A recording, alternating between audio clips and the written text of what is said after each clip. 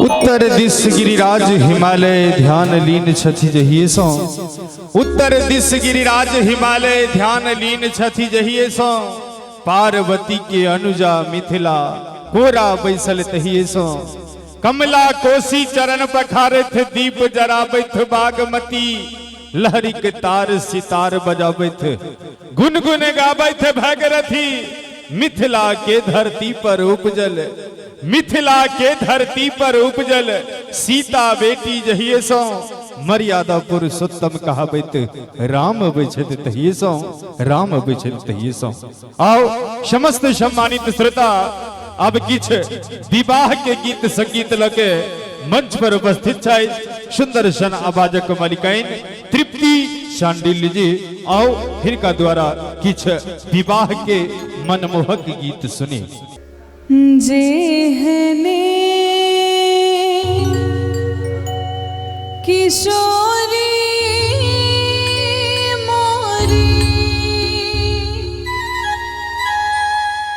तेहने किशोर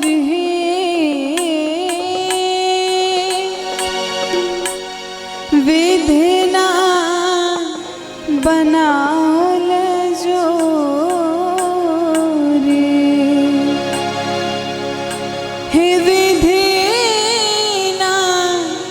बनाल जोरी के हना बेजोर है। विधना बनाल जोरी के हना बेजोर है। विधना बनाल जोरी जेहने किशोरी मोरी जेहने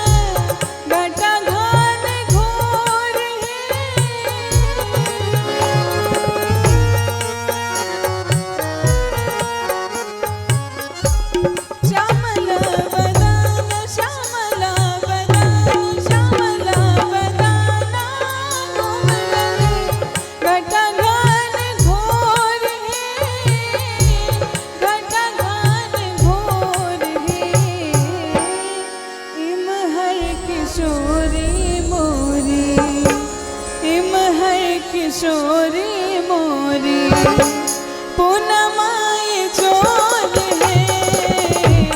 इमहर किशोरी मोरी पूनमाए जोर है।